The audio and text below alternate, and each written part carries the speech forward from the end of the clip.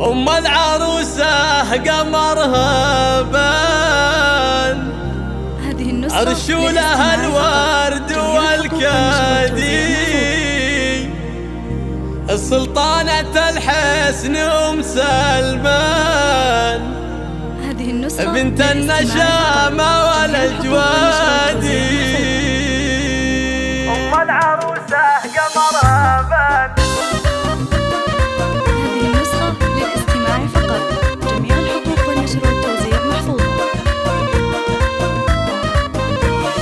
أم العروسة قمرها بان، رشولها الورد والكادي، السلطانة الحسن أم سلمان، بنت النشامة والأجوادي، وباسمها الهل بالضيفة، ترحيب بالقافي عادي، يا مرحبا والفرح حتى في ليلة مثل الأعيادي، في ليلة مثل الأعيادي. يا مرحبا عند أم سلمان بنت الشان، اللي على العز ترتدي، شيخه وهالها بعد شيخان، وطيبها يكفي بلادي.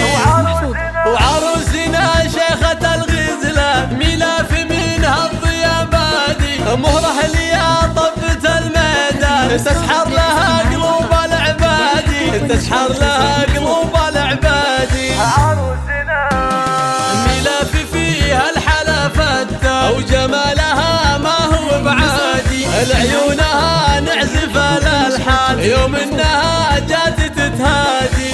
الله الله الله الله، مبروك يا ميلاف بالقيفة، يا جعل الأفراح تزدادي، تدلعي واسحري الأعياد، في زينك وطبعك الهادي، في زينك وطبعك الهادي.